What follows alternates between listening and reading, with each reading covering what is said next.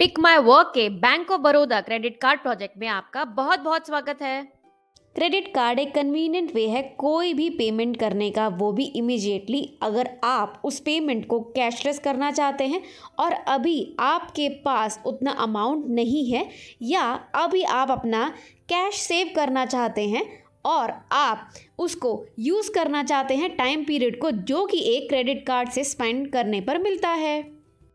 आजकल credit card के through आप अपनी कोई भी नीड को पूरी कर सकते हैं, जिसको आप बाय नाउ पे लेटर ऑप्शन से यूटिलाइज कर सकते हैं। वो कुछ भी हो सकता है, जैसे कि मोबाइल फ़ोन, एयरलाइन टिकट, या कोई हॉलीडे, या कोई dinner at a classy restaurant. Credit card के बहुत फायदे हैं, जैसे कि इमरजेंसी में यूज कर सकते हैं, इनसे कैशबैक मिल सकता है, ऑनलाइन और ऑफलाइन यूज कर सकते हैं, वेलकम ऑफर्स मिलते हैं, वाउचर्स मिलते हैं, माइलस्टोन बेनिफिट्स और बहुत ही अमेजिंग रिवॉर्ड्स एंड बेनिफिट्स भी। As a pick my work partner क्या काम करना है आपको इसमें? आप पिक माई वर्क ऐप में जाके क्रेडिट कार्ड आइकन पर क्लिक करेंगे। क्लिक करने के बाद आप bank of Baroda credit card icon पर क्लिक करेंगे और उसके बाद आपको उससे रिलेटेड सारी डिटेल्स मिल जाएंगी, जैसे कि ट्रेनिंग वीडियोस, इंस्ट्रक्शंस, क्या क्या रिक्वायरमेंट है और क्या क्या एलिजिबिलिटी क्राइटेरिया।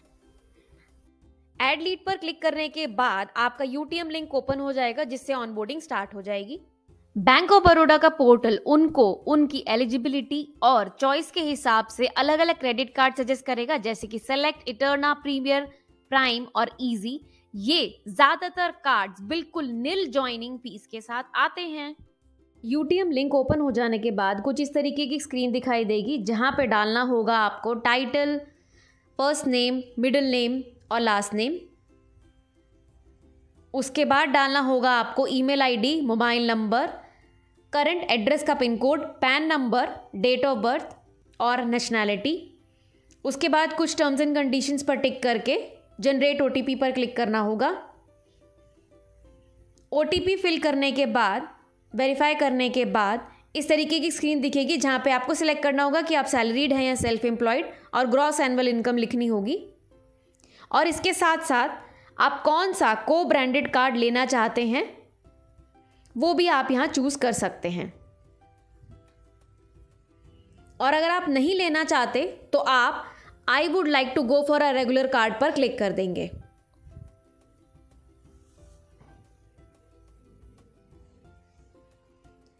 इसके बाद अगर आप एग्जिस्टिंग कस्टमर है बैंक ऑफ बड़ौदा के, तो आप येस और नो पर टिक करेंगे। किसी और बैंक का क्रेडिट कार्ड अगर आप होल्ड करते हैं तो वो आपको येस अगर है तो आपको क्लिक करना होगा और उसकी क्या लिमिट है वो सबमिट करनी होगी और कंटिन्यू पर क्लिक करना होगा। इसके बाद आपको अपना परमानेंट रेजिडेंशियल एड्रेस डालना होगा और इसके साथ साथ आपको आपके आधार के लास्ट के 4 डिजिट डालने होंगे, लेकिन ये ऑप्शनल है। इसके बाद आपको डालना होगा आपका करंट रेजिडेंशियल एड्रेस और कंटिन्यू पर क्लिक करना होगा। इसके बाद आपको डालनी होंगी अपनी एम्प्लॉयमेंट डिटेल्स, जैसे कि कंपनी नाम, प्रोफेशन, डेजिग्नेशन और number of years. Work address लिखना होगा और कंटिन्यू पर क्लिक करना होगा। इसके बाद वो आपको सजेस्ट कर देगा कि आप कौन सा क्रेडिट कार्ड के लिए एलिजिबल हैं और क्या लिमिट आपको मिली है। जो भी कार्ड आप सेलेक्ट करते हैं उसके बाद आपको कंफर्म पर क्लिक करना है और आगे बढ़ना है। इसके बाद आपको और डिटेल्स डालनी होंगी अपनी, जैसे कि title, marital status, educational qualification, क्या नाम चाहिए आपको अपने कार्ड पर, ऑल्टरनेट नंबर अगर कोई है तो, mother's maiden name, father's name, preferred mailing address.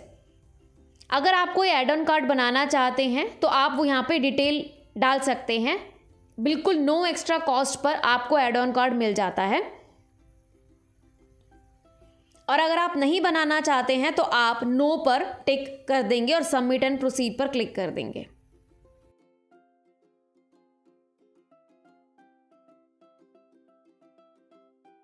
इसके बाद आप यहां पर नो पर क्लिक करेंगे और उसके बाद आपको डालना होगा प्रूफ ऑफ डॉक्यूमेंट्स, जैसे कि फोटोग्राफ, करंट एड्रेस प्रूफ और इनकम प्रूफ। यहाँ पे अलग अलग डॉक्यूमेंट्स जो भी आपसे मांगे जाए वो आपको यहाँ पर अपलोड करने होंगे और सबमिट एंड प्रोसीड पर क्लिक करना होगा।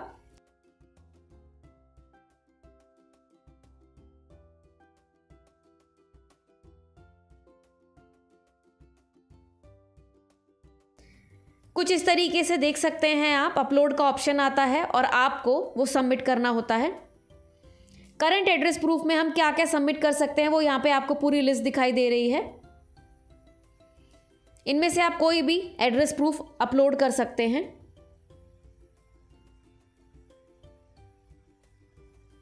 और इनकम प्रूफ अपलोड कर सकते हैं।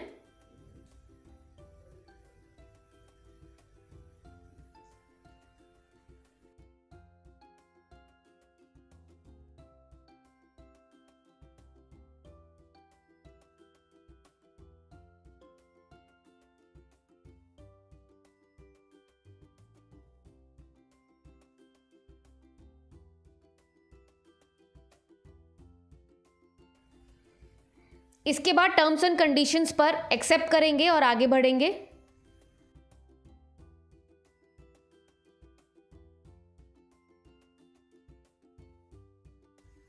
और उसके बाद आपको ई साइन करना होगा आधार को OTP के जरिए। नाउ पर क्लिक करेंगे और प्रोसीड करेंगे।